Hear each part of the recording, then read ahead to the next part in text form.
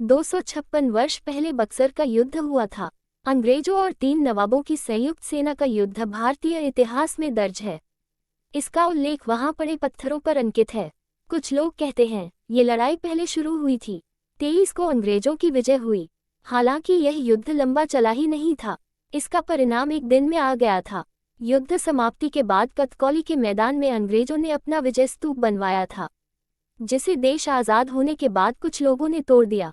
वहां पड़े शिलालेख ये बताते हैं 23 अक्टूबर 1764 में यहाँ अवध के नवाब शुजाउद्दौला, मुगल सम्राट शाह आलम एवं बंगाल के नवाब मीर कासिम की संयुक्त सेना के साथ युद्ध हुआ था।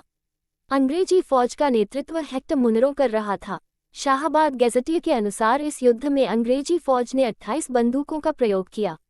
उनके पास 847 यूरोपियन, 5397 देसी सैनिक तथा 918 मुगल घुड़सवार थे।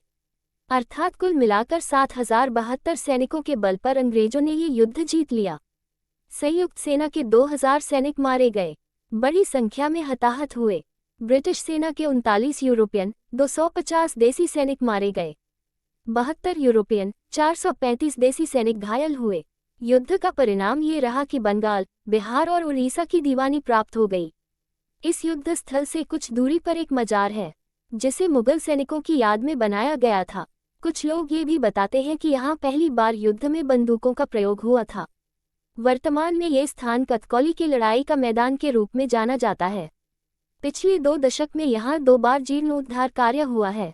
पहली दफा यहाँ 4 दीवारी बनाई गई। हाल के वर्षों में एक नया व ऊंचा स्तूप बनाया गया है।